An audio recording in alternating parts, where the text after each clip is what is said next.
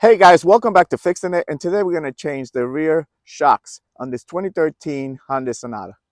All right guys, jack up the car, take off the wheel, and this is your shock right here, and it's only being held down by this 19mm bolt and nut and two 14mm up here.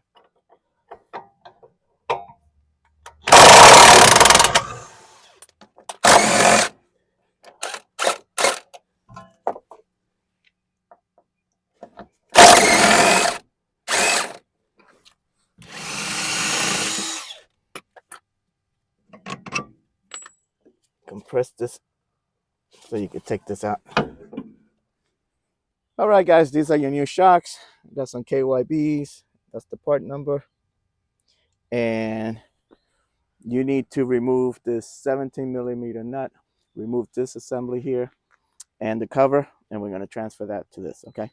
All right guys, if the shaft is spinning, just put a pair of ice grips at the end of it. Doesn't matter if you mess it up.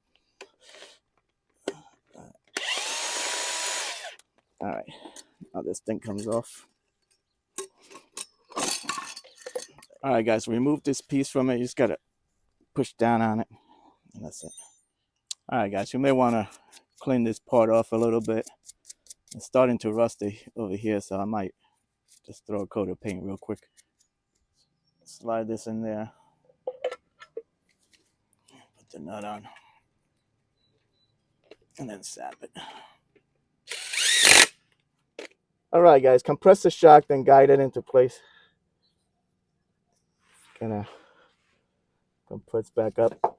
Just gonna put them in here. Zap it. These get torqued to 47 foot-pounds.